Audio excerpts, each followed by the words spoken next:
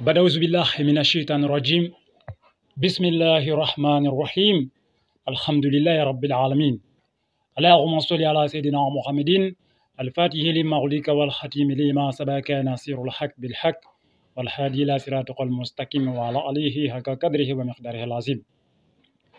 Nous sommes en ce jour lundi 29 mai 2023 correspondant au 9 Zulqada 1444. Le destin précède l'homme sur la terre et il n'y a pas de hasard dans cette vie. Tout a un sens, tout a une signification. Mesdames et messieurs, vous êtes sur votre YouTube channel 56 le triomphe. Oui, le triomphe de la lumière sur les ténèbres, le triomphe de la vérité sur le mensonge, le triomphe de l'Afrique authentique sur l'Afrique inventée par les ennemis de l'Afrique. 56 le triomphe, c'est la chaîne qui vous parle des racines et des mystères de l'Afrique. Si vous êtes nouveau sur cette chaîne, nous vous disons merci pour la confiance et bienvenue dans la famille. Eh bien, dans cette vidéo, nous parlons de l'histoire de la grande famille Traoré, épisode 13. Et plus précisément, l'histoire des Traoré de l'Afrique de l'Ouest. Voilà, les Traoré de l'Afrique de l'Ouest.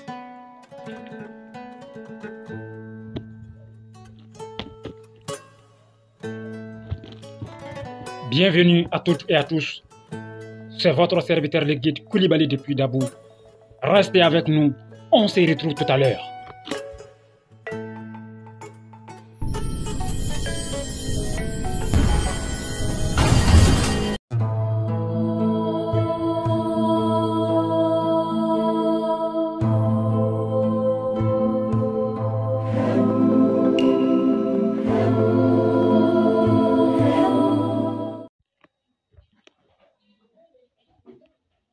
Mon peuple périt, faute de connaissance. Heureux sont ceux qui ont la connaissance comme essence. Cherchez la vérité et la vérité vous affranchira. Partons à la découverte des Traoré de l'Afrique de l'Ouest. L'Afrique est le continent des grands mystères. Nous enseignons ce qu'on a le droit d'enseigner et nous gardons secret ce qui doit rester dans la case des secrets. Vous écoutez votre serviteur le guide Koulibaly depuis Dabou. Accrochez-vous. Nous allons déclencher le mécanisme vibratoire du dévoilement mystique. Oui, dans cette vidéo, mesdames et messieurs, nous parlons des Traoré de l'Afrique de l'Ouest. Voilà, les Traoré de l'Afrique de l'Ouest appartiennent à la première tribu. Voilà, avec la descendance de Nabi Yacouba. Nous avions dit dans une vidéo précédente que Nabi Yacouba a eu 13 enfants, 12 garçons et une fille. Voilà. Et cette fille a eu des enfants et c'est la 13e tribu. Voilà. Donc, ce qui vous raconte, n'est-ce pas, des hérésies comme quoi il y a 12 tribus, nous, spécialistes de l'Afrique ancestrale, nous qui sommes dans les mécanismes vibratoires du dévoilement mystique, nous disons que cela est faux et archi faux. Voilà, c'est 13 tribus au lieu de 12. Et nous l'avons démontré dans une vidéo précédente. Voilà. Donc, les Traoré de l'Afrique de l'Ouest appartiennent à la première tribu. C'est la tribu qui a été investie d'un puissant pouvoir militaire et des secrets de Negehaya empereur. Ils sont bénis et prédisposés à devenir des rois et des guerriers indomptables. Les femmes ont reçu une bénédiction spéciale. Oui, l'esprit alimenté par le Verbe de Dieu s'est incrusté dans la langue des femmes Traoré et leur parole est devenue une bénédiction qui apaise les âmes et qui rassemble les peuples. L'histoire des Traoré de l'Afrique de l'Ouest, c'est l'histoire de Ouagadougou dont les racines se trouvent en Égypte. Ouagadougou n'est pas ce que beaucoup de gens ont l'habitude de raconter dans les récits. Alors, Ouagadougou signifie quoi de façon étymologique? Ouagadougou commence quand? Ouagadougou commence où? qui sont les véritables fondateurs de Ouagadougou. Ouagadougou commence en Égypte. Oui, mesdames et messieurs, Ouagadougou commence en Égypte. D'abord, sachez que l'Égypte est le deuxième berceau des civilisations après l'Éthiopie antique qui a connu 441 000 années d'existence. Certains ont l'habitude de dire que l'Égypte est le berceau des civilisations. Cela est faux et archi faux. Avant l'Égypte, l'Éthiopie était là. Voilà. L'Éthiopie est le grand frère et l'Égypte est le petit frère. Donc, l'Égypte est le deuxième berceau des civilisations après l'Éthiopie antique qui a connu 441 000 années d'existence. Alors rappelez-vous, Kenya est la mère de tous les Traoré. Kenya est Sarah, c'est-à-dire la première femme de Nabi Ibrahima. Elle a reçu une bénédiction qui place sa descendance dans le rang honorable des rois et des guerriers indomptables. Cette évidence est confirmée par la parole de Dieu, le Tout-Puissant. Sourate 10, verset 37, le Coran est la confirmation de ce qui existait déjà avant lui. Regardons ensemble dans le Injil de Nabi Issa, la Bible originelle, authentique, sans contradiction et sans erreur. Origine, chapitre 17, versets 26 à 27. Lorsque Sango eut 119 ans, Sango c'est Nabi Ibrahim. Lorsque Sango eut 119 ans, l'ange lui apparut de nouveau et lui dit: Kenya, ta femme, tu ne la verras plus comme une simple femme du visible. Désormais, elle sera vue et considérée à part entière comme étant une matriarche, car je la bénirai. Et l'entité en charge des naissances et l'entité en charge de l'introduction dans le visible te donneront même un fils à travers elle. Je la bénirai et elle donnera naissance et deviendra l'ancêtre d'une très grande multitude de peuples noirs. Des rois et des guerriers seront issus d'elle. Rappelez-vous, à part le général Moussa Traoré, qui d'autre a pu gouverner le Mali pendant 28 ans? Voilà.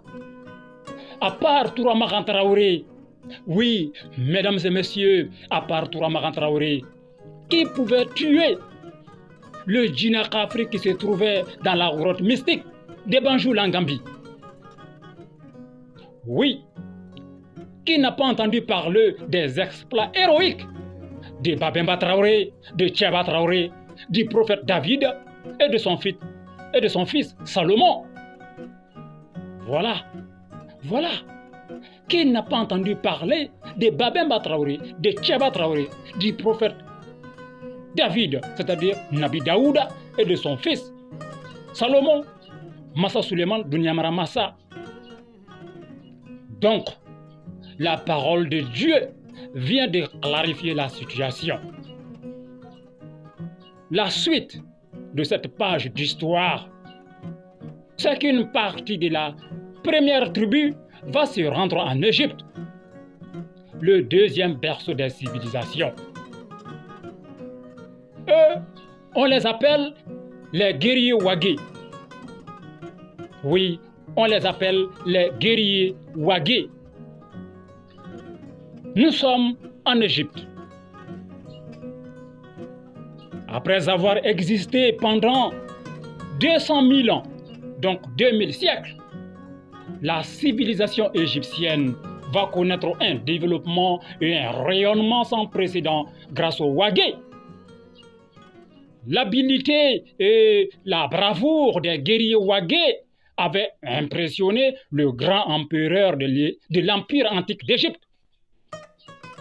Les Ouagé étaient devenus le pilier de l'armée égyptienne. L'empereur décida alors de confier aux Ouagé la garde royale. c'est-à-dire l'équivalent de la garde républicaine ou l'ex-régiment de sécurité présidentielle de Blaise Compaoré au Burkina Faso. Le roi confia également au Ouagué le commandement supérieur de l'armée. Ainsi, pendant 220 400 ans, oui, pendant 220 000 ans plus 400 ans, les Ouagués ont dirigé les forces armées de toute l'Égypte jusqu'à l'an -400 avant Jésus-Christ. Ce n'est qu'à l'an -400 avant Jésus-Christ, oui, ce n'est qu'à l'an -400 avant Jésus-Christ que les Ouagués ont quitté l'Égypte. Cette période en terre égyptienne est appelée le commencement ou le début de Ouagadougou. Alors, de l'an -400 avant Jésus-Christ à l'an 1200 après Jésus-Christ, comment évoluera l'empire Ouagadougou? Comment évoluera l'empire Ouagadougou?